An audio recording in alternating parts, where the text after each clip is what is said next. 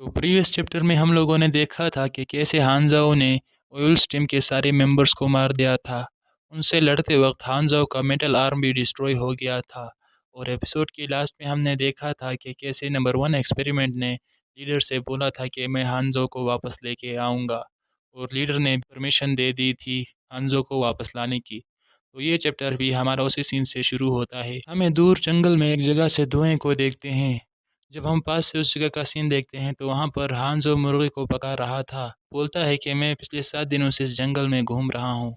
यहाँ साफ़ वो पानी और खाने के लिए बहुत मुश्किल से ही कुछ मिल जाता है मेरे लिए। इस जंगल में मुझे अभी तक कोई बेस या शेल्टर नहीं मिला जहाँ से मैं कुछ सप्लाई ख़रीद लूँ, क्योंकि मेरे पास सप्लाई बहुत लिमिटेड है अभी। मेरी जो इंजरीज़ वग़ैरह थी वो सब सिस्टम की वजह से ठीक हो रही हैं। फिर उस मुर्गे की लेग पीस खाते हुए बोलता है कि मैं इस जंगल में कब तक रहूँगा, मैं कोई भालू थोड़ी हूँ जो इस जंगल में रह सकूँ। वो ये सोचते हुए जा ही रहा था कि अचानक उसका पैर एक रस्सी से टकरा जाता है और उसके ऊपर एक नेट आकर गिर जाता है जिसके अंदर वो फंस जाता है। फिर उस जगह हम एक दूसरे लड़के को भी देखते हैं जो हंसते हुए हाथ में एक गन पकड़ के हानज़ो के सामने आकर बोलता है कि तुम्हारे पास जो भी वैल्यूएबल चीज़ें हैं सब मेरे हैंड ओवर कर दो। हानज़ो उस लड़के की बातें सुनकर बोलता है, क्या तुम मेरे साथ मजाक कर रहे हो? मैं इतने बड़े जंगल में बच्चे के हाथों लूटा जा रहा हूँ, ये क्या मुसीबत है? हानज़ो को सोचता हुआ देखकर वो लड़का बोलता है कि तुम क्या सोच रहे हो? हानज़ो भी उस नेट के अंदर से ही उस लड़के का गला पकड़कर एक ज़ोरदार मुक्का उसके पेट में दे मारता है, जिसकी वजह से वो लड़का अपने घुटनों पर आ जाता है और हानज़ो उसे गिड़गिड़ाकर माफ़ी मांगता है और बोलता है कि मुझ पर रहम करो, मैं आइंदा ऐसी गलती कभी नहीं करूँगा। हानज़ो उस लड़के से गन छीनकर बोलता है कि अभी माफ़ी मांगने के लिए बहुत देर हो गई है, और उस गन की तरफ देखकर बोलता है, क्या तुम इस कचरे से मुझे मारने आए थे? अगर तुम इससे गोली शूट भी करते तो उल्टा ये फटकर तुम्हें ही नुकसान पहुंचा देती। हानज़ो की बातें सुनकर वो लड़का भी माफ़ी मांगता है हानज़ो से। हानज़ो उस लड़के से बोलता है कि मैं तुम्हें क्यों माफ़ करूं, आखिर मुझे तुमको माफ़ करना क्यों चाहिए?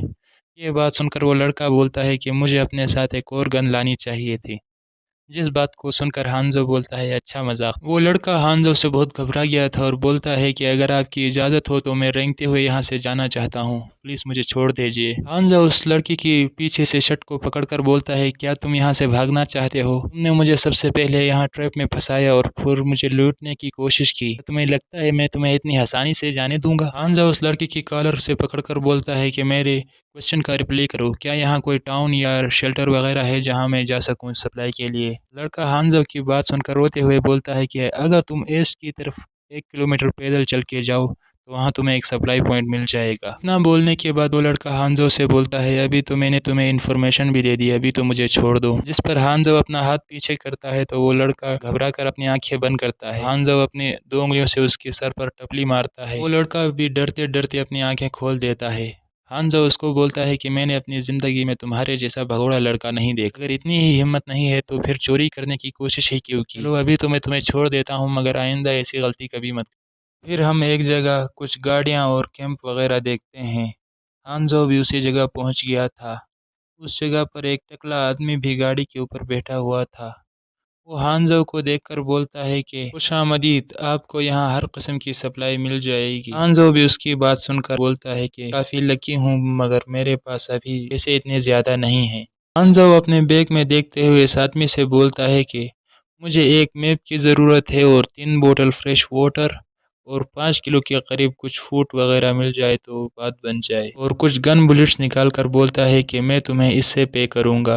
वो टकला आदमी उन बुलेट्स को देखकर पहले तो शौक रह जाता है और फिर अपने दिमाग में खुराफाती आइडिया सोचते हुए हानज़ो से बोलता है कि मुझे डर है कि ये काफ़ी नहीं होंगे तुम्हारे सामान के लिए, तुम्हें कम से कम 150 बुलेट्स देने चाहिए इन सामान के बदले, इन सप्लाई के बदले। हानज़ो उस टकले की बात सुनकर बोलता है कि ये क्या, ये तो तुम लोग दिन दिहाड़े लूटमार कर रहे हो। हानज़ो की बात सुनकर वो टकला बोलता है कि ये एक जंगल है और यहाँ मीलों तक कोई सप्लाई पॉइंट नहीं है, बस यहीं एक सप्लाई पॉइंट है जहाँ से तुम्हें फूड सप्लाई वगैरह मिल सकती है। अगर तुम्हें लेना है तो लो, वरना तुम्हारी मर्जी है। फिर अचानक उस टकले के सर पर एक लकड़ी के टुकड़े से वार होता है और हम एक दूसरे आदमी को देखते हैं जो कि उस पहले टकले वाले आदमी से बोलता है कि क्या तुम फिर से किसी अजनबी को लूटने की कोशिश कर रहे हो? मैंने तुम्हें कई बार कहा है कि किसी की मजबूरियों का फ़ायदा मत उठाओ, मगर तुम सुधरे नहीं अभी तक। उस आदमी का नाम हु हांग जिन होता है। वो ٹکلا اپنے سر پر ہاتھ رکھ کر بولتا ہے کہ ہماری ڈیل بس ابھی ہونے ہی والی تھی، تم نے خواہ ہی ہماری ڈیل خراب کر دی۔ پھر وہ ہانگ جن ہانزو سے بولتا ہے کہ یہ تو منافع خور ہے، اس پر یقین مت کرو، یہ تمہیں لوٹ لے گا۔ اور ہانزو سے بولتا ہے کہ لگتا ہے تم بہت دنوں سے اس جنگل میں گھوم رہے ہو، میرے گھر میں آرام کر سکتے ہو، تمہارے بلٹس کافی ہیں، تمہیں جو سپلائی چاہیے میں تمہیں وہ بعد میں وہ سب بھی دے دوں گا، اگر تم آرام کرنا چاہتے ہو تو میرے گھر میں رک سکتے۔ ہانزو اس آدمی کا شکریہ ادا کر کے اپنے دل میں سوچتا ہے کہ یہ آدمی مجھے برا نہیں لگ رہا، اگر برا ہے بھی تو میں اتنا تو اسٹرانگ ہوں کہ خود کا حفاظت کر سکوں۔ پھر وہ آدمی ہانزو کو اپنے گھر لے کر آتا ہے۔ گھر کے اندر جانے کے بعد وہ ہانزو کو اپنے بیوی سے انٹروڈیوس کرواتا ہے اور بولتا ہے یہ میری وائف ہے اور اس کا نام ہیلا ہے۔ ہانزو اس عورت کی طرف دیکھ کر بولتا ہے کہ آپ سے مل کر اچھا لگا، اس پر وہ عورت بھی بولتی ہے کہ تم اسے اپنا ہی گھر سمجھو اور مجھے بھی تم سے مل کر اچھا لگا، تم ایک ہمارے مہمان ہو تو یہاں کمفرٹیبلی رہو۔ اور ہانزو سے بولتی ہے کہ میں نے کھانا بنایا ہے، مجھے نہیں پتا تمہارا ٹیسٹ کیسا ہے لیکن تمہیں کھانا کھا کر چیک کرنا چاہیے۔ یہ بول کر وہ ٹیبل پر کھانا رکھ دیتی ہے، جس کو دیکھ کر ہانزو کے منہ میں پانی آتا ہے اور اپنے من میں سوچتا ہے کہ یہ یمی ہے اور میں نے 3 دنوں سے ویسے بھی کھانا نہیں کھایا، اور پھر بکھڑوں کی طرح کھانوں پر ٹوٹ پڑتا ہے۔ کھانا کھاتے ہوئے سوچتا ہے یہ بہت ہی یمی کھانا ہے، اسے کھا کر تو مزہ ہی آ گیا۔ کھانا کھاتے ہوئے اس کی ہیلتھ پوائنٹس میں بھی اضافہ ہو رہا تھا۔ ہانگ جن بھی ہنستے ہوئے ہانزو سے بولتا ہے کہ آرام سے کھاؤ، اس کو اپنا ہی گھر سمجھو۔ کھانا کھانے کے بعد ہم ہانگ جن اور ہانزو کو دیکھتے ہیں ایک جگہ پر بیٹھا ہوا۔ ہانگ جن نے اپنے ہاتھ میں گن پکڑی ہوئی تھی۔ ہانزو اس سے بولتا ہے یہ کافی اچھی گن ہے، کیا تم نے آرمی میں بھی کام کیا تھا؟ دیکھ کر وہ بولتا ہے کہ میں نے کئی سال آرمی میں کام کیا تھا اور اپنے ملک کی حفاظت میں گزارے ہیں۔ ہانزو اس گن کو دیکھ کر بولتا ہے کہ اس کی کنڈیشن آج بھی کافی اچھی ہے، جس کو سن کر ہانگ جن بولتا ہے کہ میں اس کو ابھی آج کل کبھی کبھار ہی یوز کرتا ہوں، آرمی کے بعد اس کو اتنا یوز میں نے نہیں کیا کہ میں نے اپنے وطن کی حفاظت میں بہت سارے سال دیے اپنے، جس دوران وہ سپر پاور بھی بن گیا، لیکن میں آج تک نہیں سمجھ سکا ان آرگنائزیشن اور گندے کچرے لوگوں کے بارے میں جو ہمارے ملک میں رہتے ہوئے اس کو اندر سے ہی کھوکھلا کر رہے، لیکن ابھی مجھے ان چیزوں سے کچھ خاص فرق نہیں پڑتا کیونکہ ابھی میری زندگی بہت آرام سے گزر رہی ہے، تو میں بھی یہی چاہتا ہوں کہ میری زندگی ایسی ہی رہے۔ اور پھر ہانزو سے بولتا ہے لگتا ہے میں نے تمہیں کافی بور کر دیا، ویسے ابھی کافی لیٹ ہو گیا ہے، تمہیں ابھی آرام کرنا چاہیے۔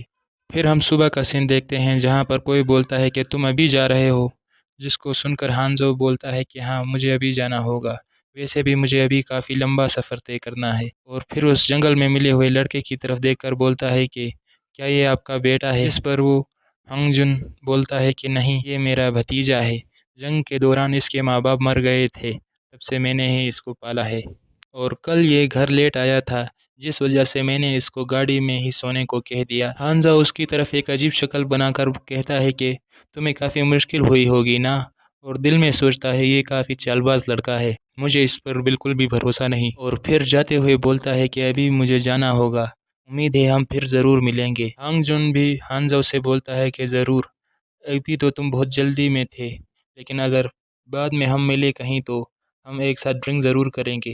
اور پھر وہ تینوں ہانزو کو جاتے ہوئے دیکھتے ہیں۔